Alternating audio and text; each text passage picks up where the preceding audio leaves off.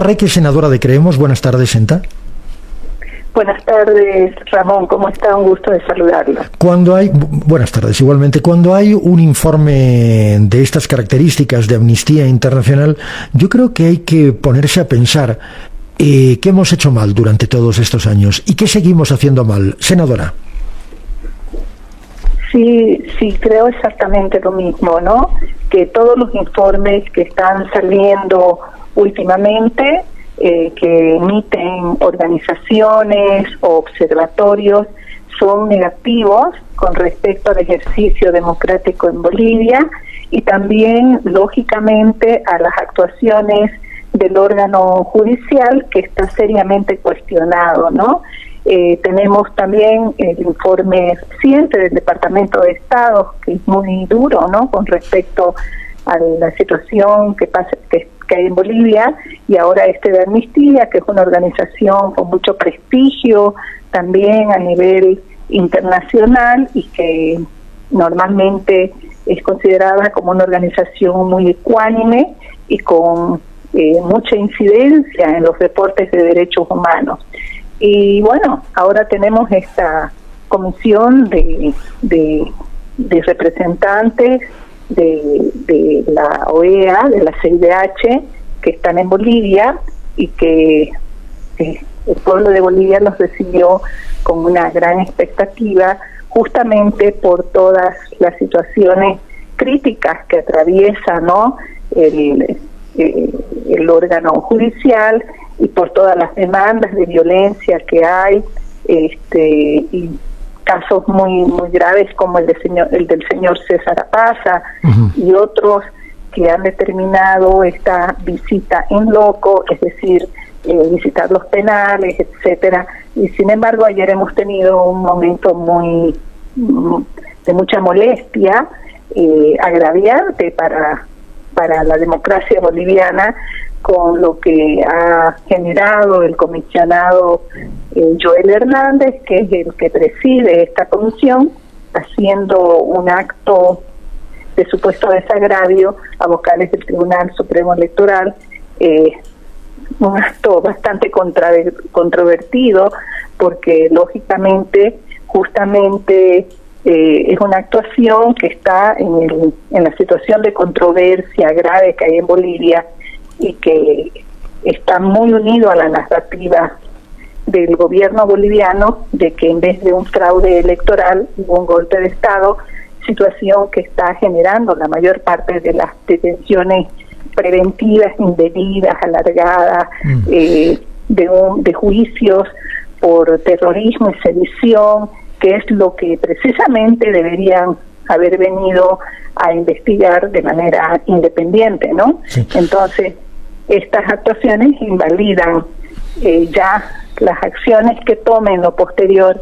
esta comisión, porque definitivamente están mostrando una adhesión política, un grado de cohesión con la narrativa del masismo, y esto pues está reñido con la posibilidad de una independencia. Ahora, lo preocupante, por ejemplo, es lo que ha señalado Luis Fernando Camacho, el gobernador, que ha sido visitado, esta mañana ha tenido una entrevista, a mediodía en realidad, ha tenido una entrevista con los comisionados de la CIDH.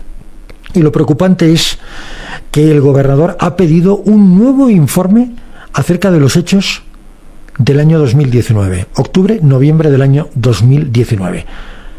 Hay ya un informe que define ciertos grados de responsabilidad del Estado boliviano en la violación de los derechos humanos, entiéndase ya gobierno de la expresidenta Áñez.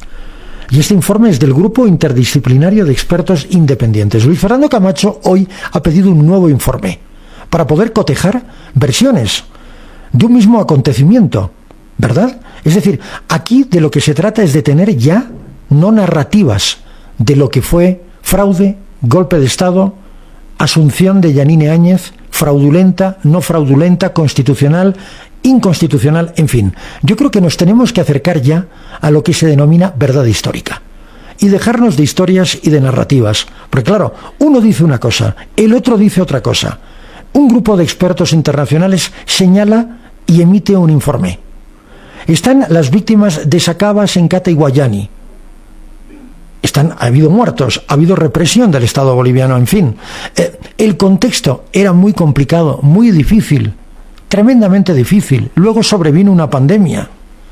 El presidente Evo Morales se tuvo que ir del país. Bueno, en realidad se quiso ir del país. No se tuvo, se quiso ir del país y se fue. Y ahora seguimos arrastrando la narrativa de fue golpe de Estado. Y esto está tomando cuerpo, está tomando consistencia. ¿Usted cree que la CIDH es lo suficientemente independiente para poder escuchar todas las voces, sobre todo aquellas voces que tuvieron su participación en los hechos de 2019, senadora? Mire, por supuesto que hasta ahora no lo ha sido, ¿no?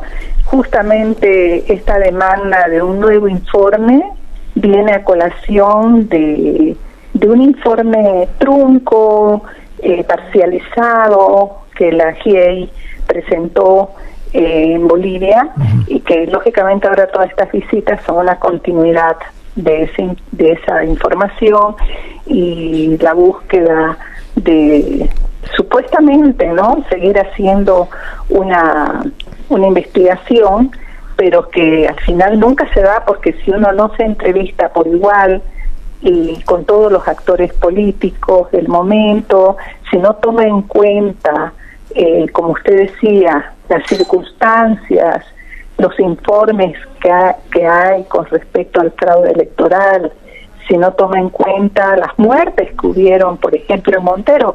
También, es verdad.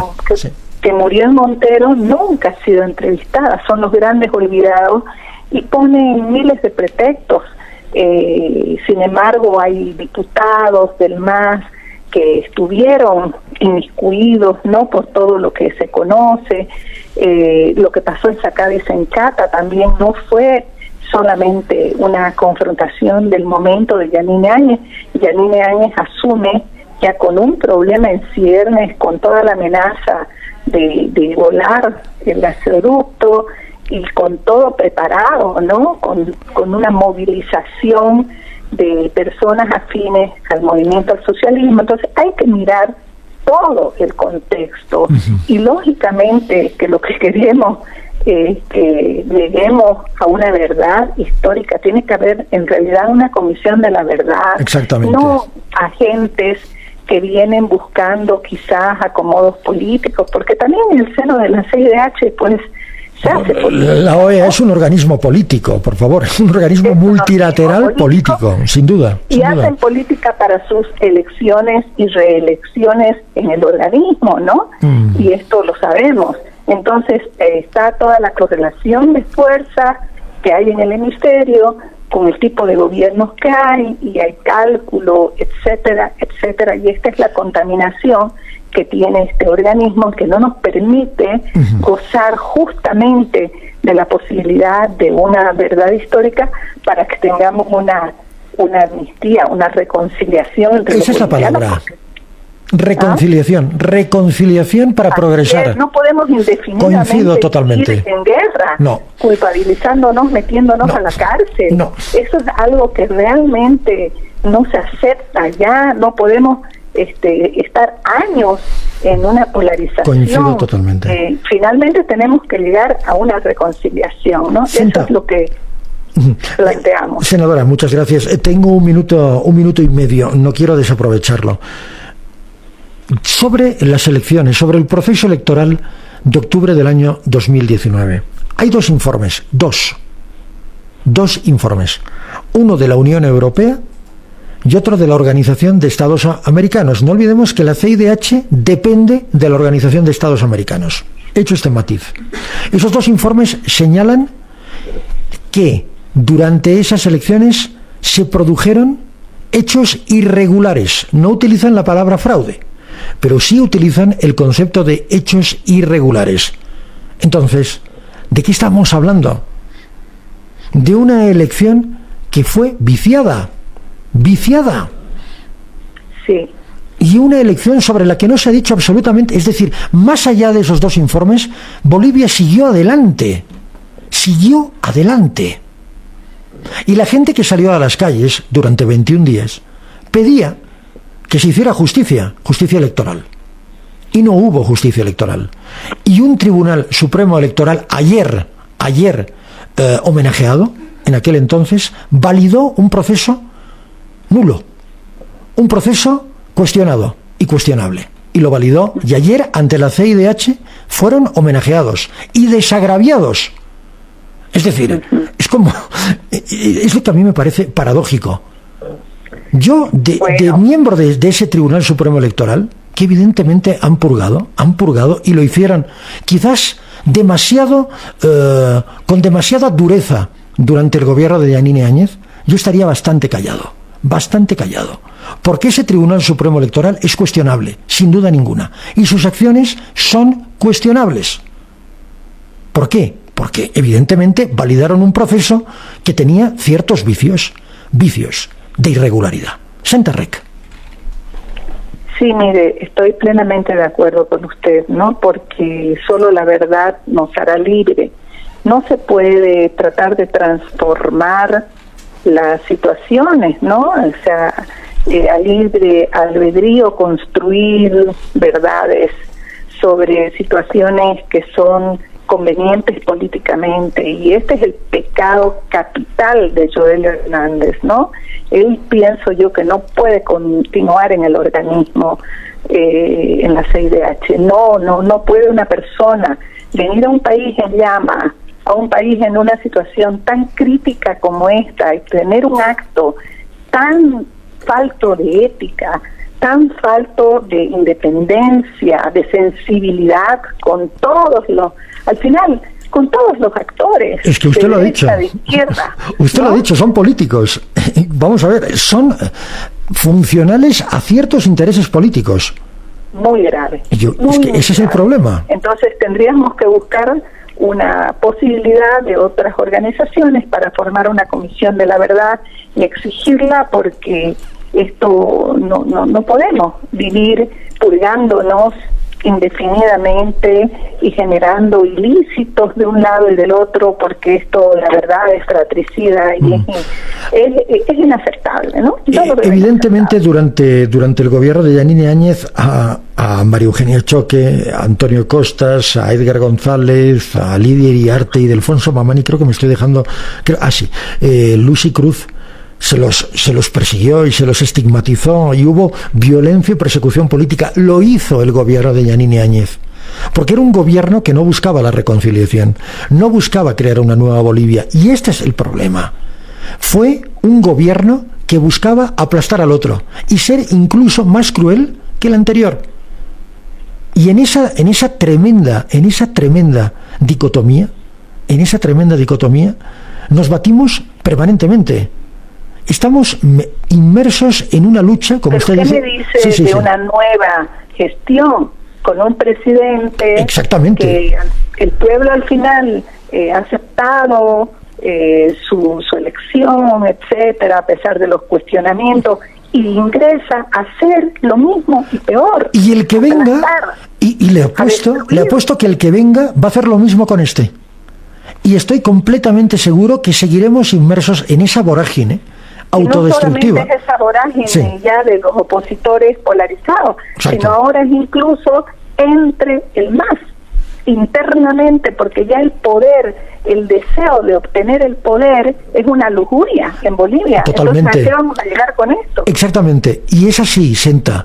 Unos luchan por permanecer en el poder y otros para conquistarlo. No importa si eres del mismo partido o no. No importa si hay una estructura partidaria, si hay normas internas, si hay un funcionamiento democrático interno. Es un apetito desmedido por el poder, que a mí se me antoja angurriento, si me permite la palabra. Yo creo que hemos llegado a un nivel de degradación tal de nuestra clase política que la población civil, la sociedad civil, está entre depredadores. Ese es el problema, Senta.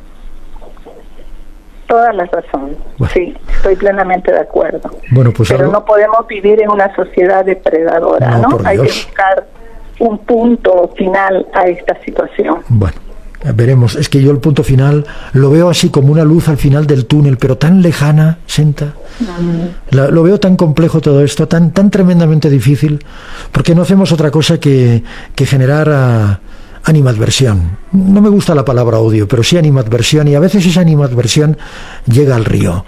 Esa sangre llega al río y nos tornamos violentos, intolerantes, somos incapaces de reconocer al otro. Mire usted, por ejemplo, el conflicto de la educación en Bolivia. Algo que se podría resolver, no fácilmente, porque no es fácil, pero sí se podría ir a un Congreso Nacional de Educación, como propone adecuadamente el gobierno, y dejarnos de tanta lucha en las calles. En fin, no estoy en contra, por supuesto, del magisterio, porque entiendo y comparto las 5 propuestas de su pliego petitorio, pero se puede llegar a una conciliación y se puede llegar a una solución, a un acuerdo con el gobierno, pero ninguna de las partes se pone de acuerdo. ¿Por qué? Porque están atrincheradas en posiciones políticas y ahí no hay forma posible de negociar. Senta.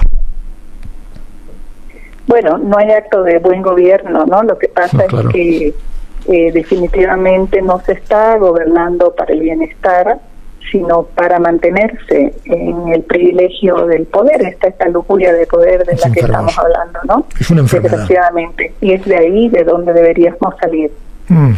Porque si no, ese es un punto de no retorno, ¿no? Y como usted dice, cada día estamos en una decadencia mayor en todo sentido, porque cuando una sociedad se pervierte, lógicamente nada anda bien, ¿no? No, definitivamente. No anda bien ni la justicia, ni la economía, ni la convivencia. La convivencia se va degradando, lo vemos en los crímenes, en las familias, el grado de destrucción que hay, ¿no? Autodestrucción. Y esto es lo que tiene que llevarnos a una culpa, a una forma de hacer un stop en el camino y buscar una situación para volver a un punto de equilibrio y buscar un buen gobierno, ¿no? Que de eso se trata. Sí, dígame. Bueno, estoy plenamente de acuerdo con el punto de vista y que es un asunto de los dos lados en conflicto, de los polarizados, de todos, de voluntad, pero tiene que existir, y más aún de quienes tienen el ejercicio del poder, ¿no? Porque en el ejercicio del poder se puede ser benevolente, se puede ser amplio, se puede poner en realidad una línea, marcar una línea para que una sociedad vea un futuro mejor. Hasta ahora lo único que vemos es sed de sangre, es como si el gobierno fuera Drácula, solo se alimenta del conflicto y de sangre. Bueno, yo más que el gobierno utilizaría el poder, un poder vampírico. Senta Rex, senadora de Creemos, muchísimas gracias por su tiempo, siempre es un gusto.